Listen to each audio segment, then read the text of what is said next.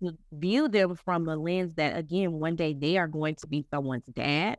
One day they are going to be someone's husband. So we can't treat them like little boys. We have to treat them like men, of course, to the best of our abilities, because you are women. But, you do the best that you can. I agree. Welcome to Wine and Liberations, the podcast that uncorks the world of fine wines and explores the art of living a liberated life. I am your host, affectionately known as Dee. I am a wife, mother, business owner, and I am thrilled to be one of your guides on this captivating journey. And I am your other host, the Professor Bae. I am a mother, college professor, writer, and creator. Grab your wine, relax, be yourself, catch a vibe, and let us guide you as you get liberated. So welcome. We are back with another episode of Wine and Liberations podcast.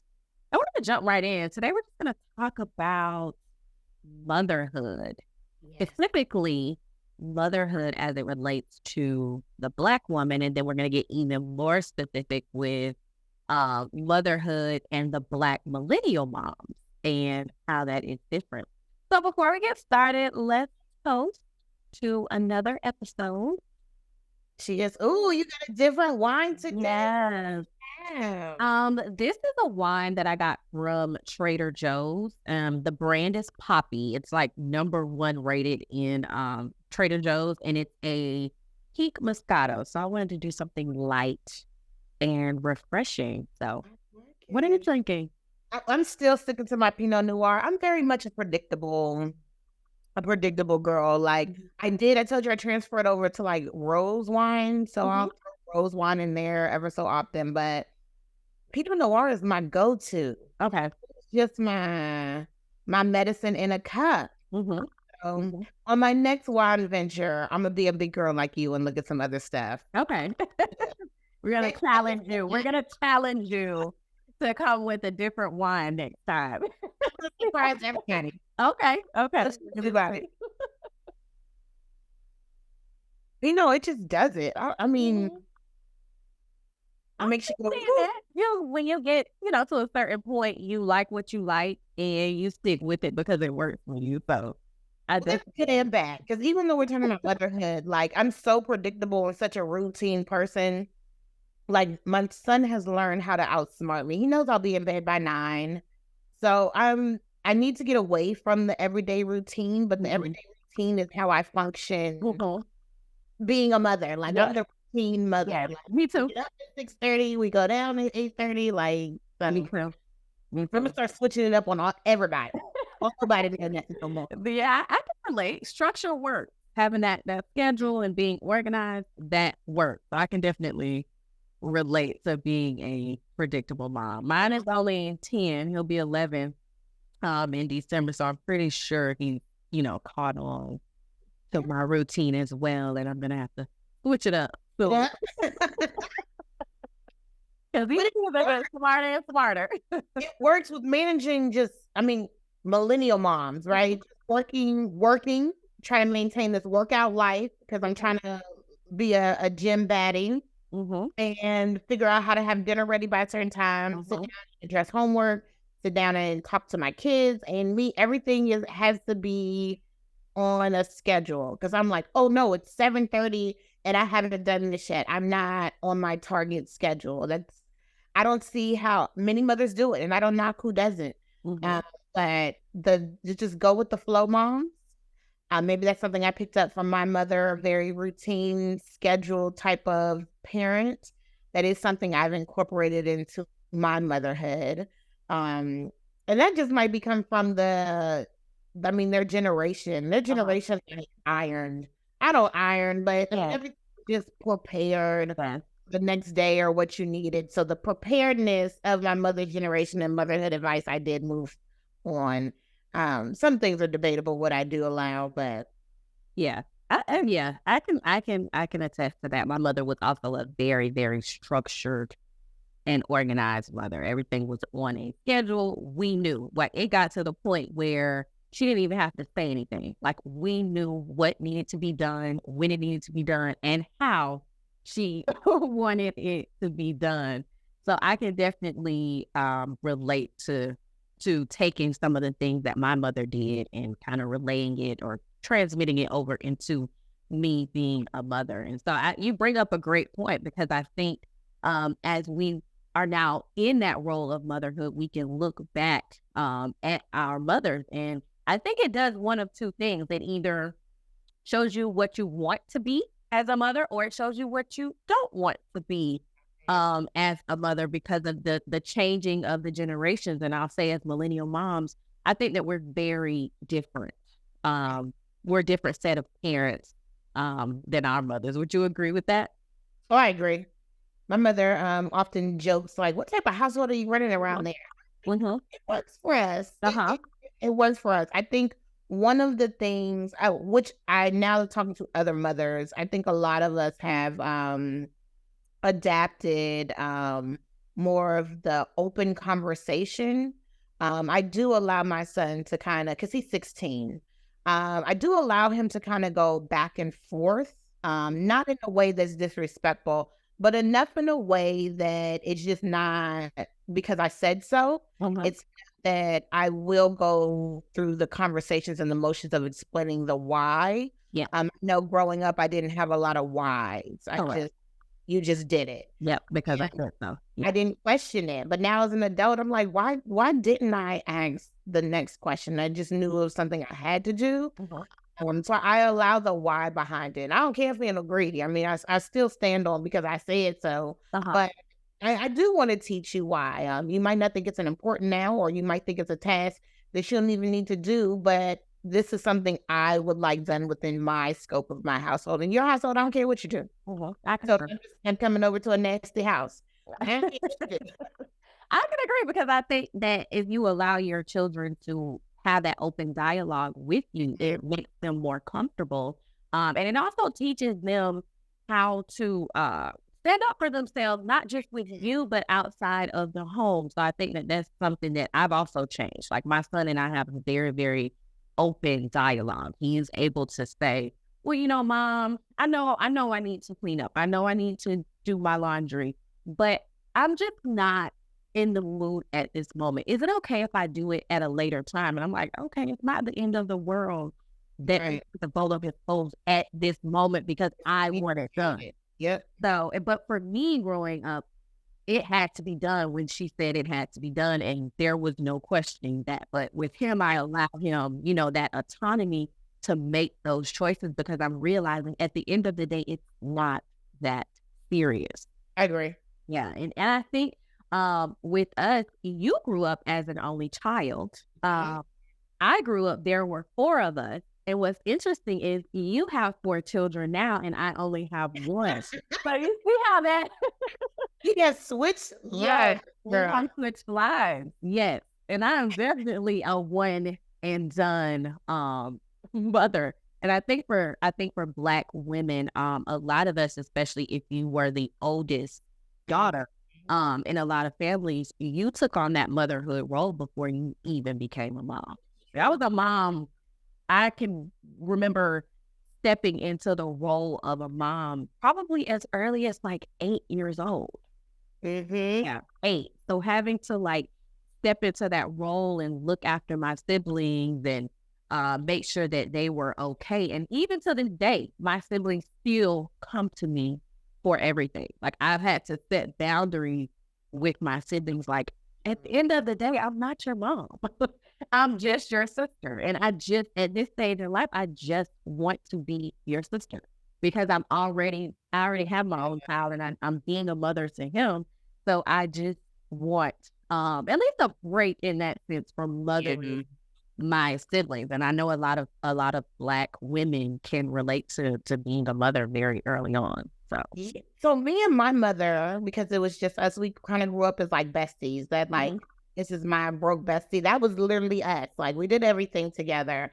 So even as a child and reflecting on what I wanted to be as an adult, or what I thought my adulthood life would look like, a husband and children were just not on that list. Okay. I thought I was going to be some baddie, traveling the world, I was totally okay at 16 with being a sugar baby. Like I did not, I wanted a more of a carefree and responsible free life because I was the only one that could do anything in my house. So I had to clean up my whole house. I had to always do the chores. I always had to take out the trash.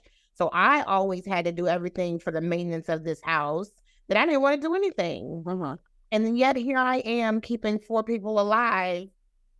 I don't know what I was thinking. I mean, now looking at it, it's like I just keep getting caught having sex. But my motherhood journey is very different because as an only child, to have to truly navigate outside of that space, it's tough. And I think they need to have more of a support group for only children parents, because you just want to step back and like you have to give that it's a new territory that I've learned to have to function in. Yeah, that makes sense because you didn't grow up having to do that. And I'm the opposite. I grew up doing that.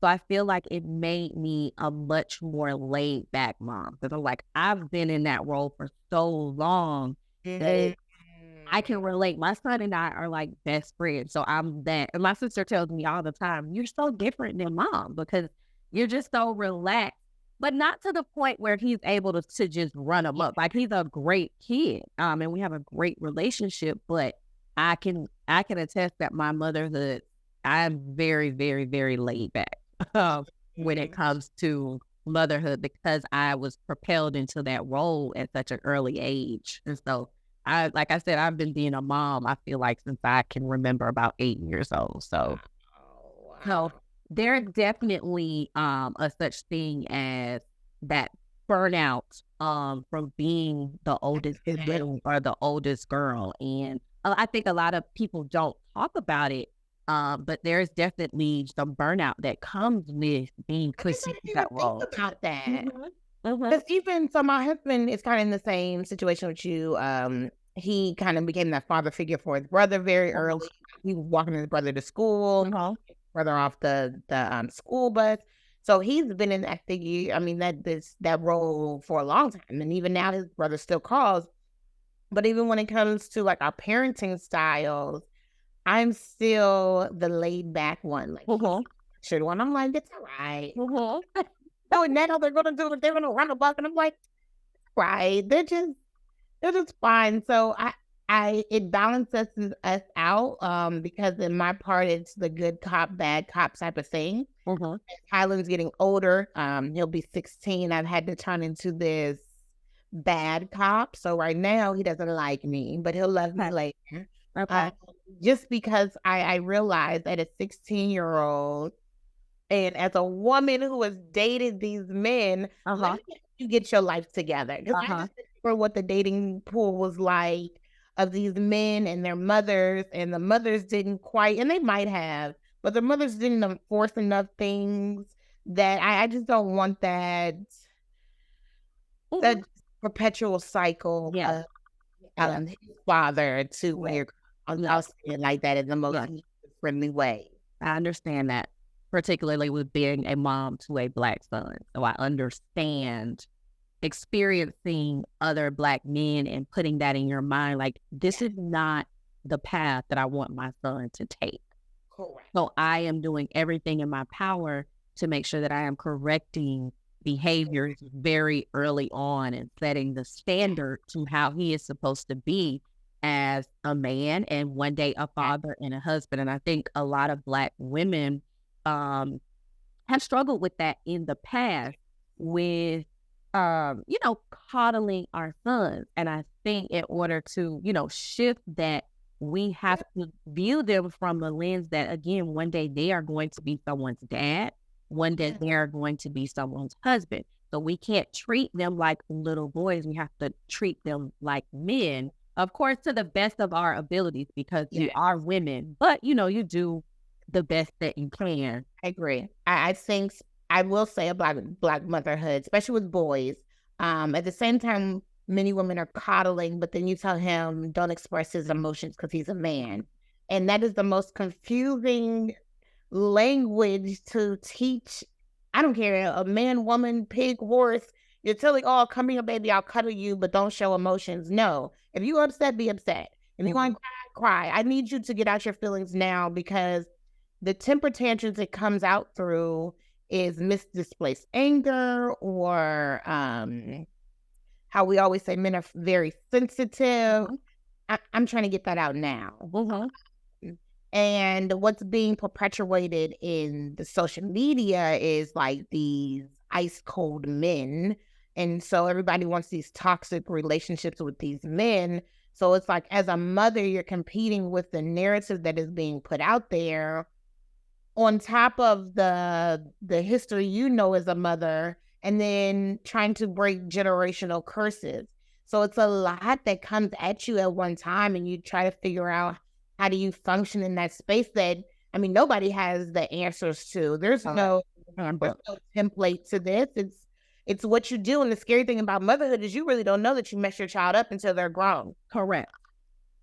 In your mind, you're doing the best that you can with what you have, and you're just trying to make sure that they have a great life to the best of your ability and the knowledge that you have in that moment. And so I had to think back, and I think a lot of times as Black women, or as Black people in general, we view our parents from like this lens where they are on a pedestal. And then once you become a mom, you're like, wow, at the end of the day, my mom was human. She was just a woman. And so as you understand that, I think that helps as you move along the path of motherhood, because we motherhood for Black women is just so complex and unique from the very beginning, from the time that we find out that we're pregnant, with getting care and having doctors who are empathy. They display empathy and show that they care throughout our pregnancies, to having children and going through childbirth and the mortality rate with that. And then, to just actually bringing them into this world and then watching them grow up. It's just, being a mother as a Black woman is just so unique and complex. Yes. I got chills. Yes. Just even with the prenatal care, a lot of us are missing the start of our journey properly into motherhood. So a lot of my journeys, because I've clearly had multiple, I spent my whole pregnancies loving myself. And that was me going to get massages, me just going to sit outside with a book, or I just did a lot of things that were intentionally made me happy. Did you do that with your first? Did I do that with Highland? I did, but it probably wasn't as fancy as it is now. Okay. Okay. But and then I was 19, so I didn't think about it, but I was more intentional with it with Harper and Sage. Let's say that.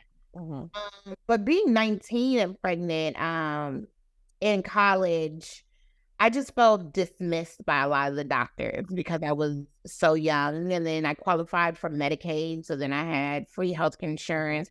19-year-old. And I think it was a lot of opportunities that I could have done different, because even at 19, the doctor convinced me to get induced. And there's no reason at 19 I should have been induced.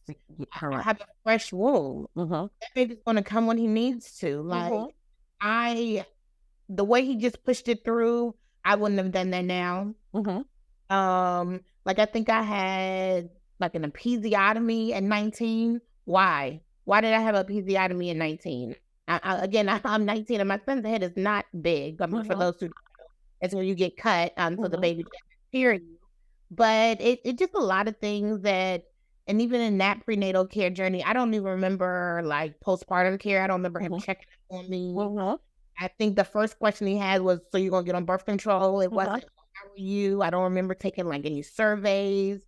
I don't truly remember anybody checking. Well, I had friends that came over, so maybe they did it not knowing, but I just don't remember the healthcare following up with me to make sure that I wasn't experiencing any type of like postpartum. Hell, I was 19. My hormones just changed. Yeah. You would think that I would be like the main target to let's check on her. Like, but that just goes back to how we're viewed as Black mothers. Well,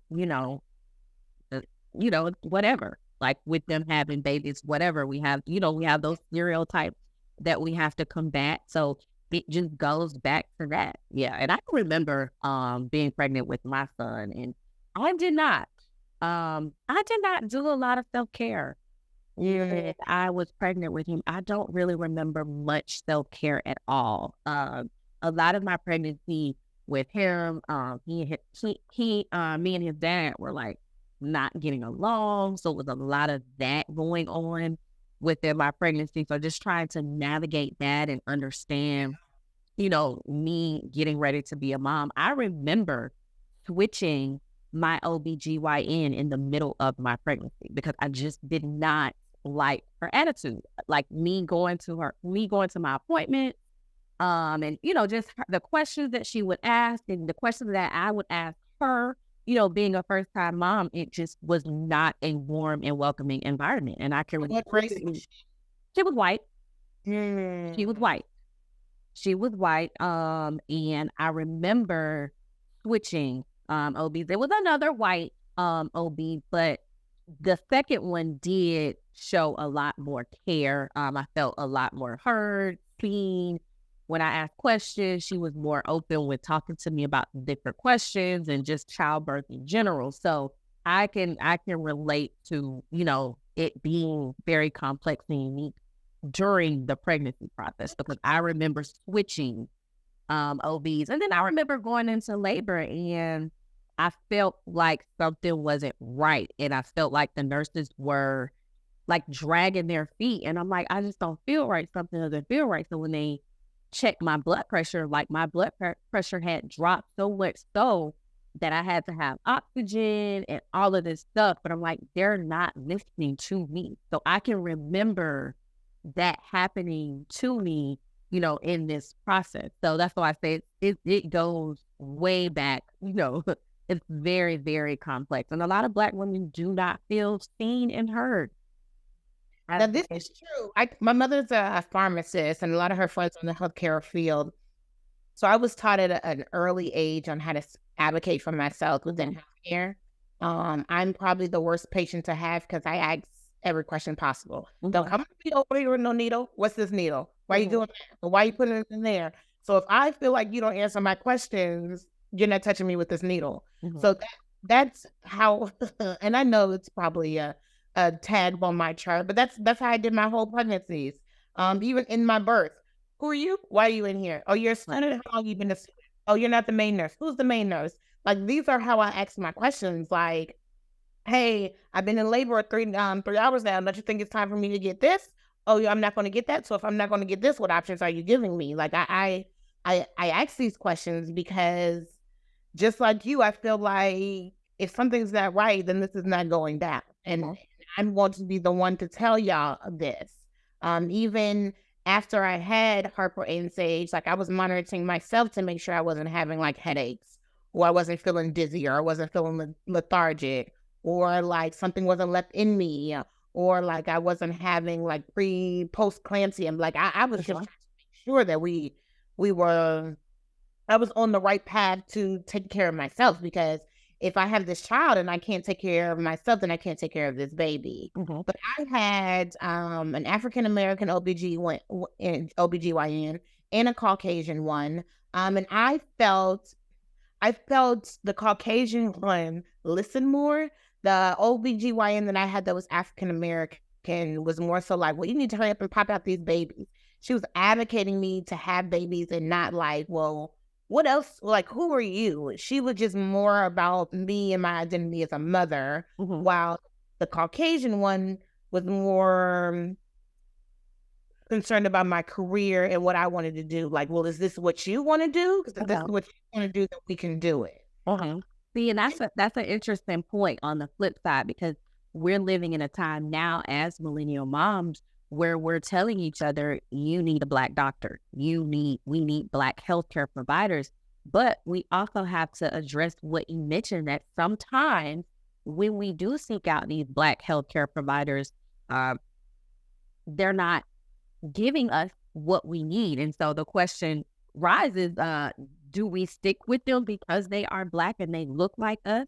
Like, how do we navigate that? Getting a Black healthcare provider and them not meeting our needs either. Like, what's the next steps for that? Because that's very, very big right now. Make sure you get doctors who look like you. We need more doctors in the field. But then when you experience that, a doctor that looks like you and you still feel as though you are not seen and you're not heard and your needs are not being met, then what?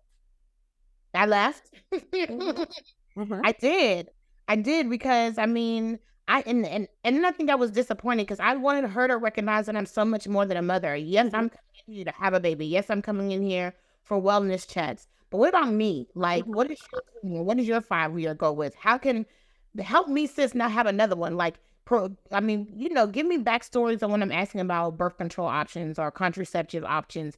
Tell me these things like, hey, listen, like, this isn't necessarily good for African Americans because this, and this. The one I have now is the one that broke it down to me. Hey, if you're looking at birth control options, look at this. And this is why you should look at that. But don't listen to me on that. Go do your own research.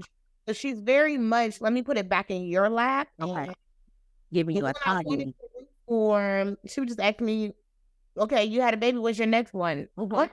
What about my mental health? Like, am I even sane enough to have this child? Yes.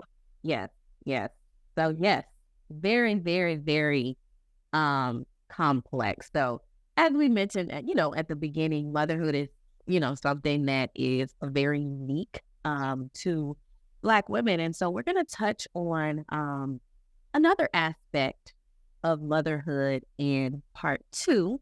So we'll be back for part 2 of,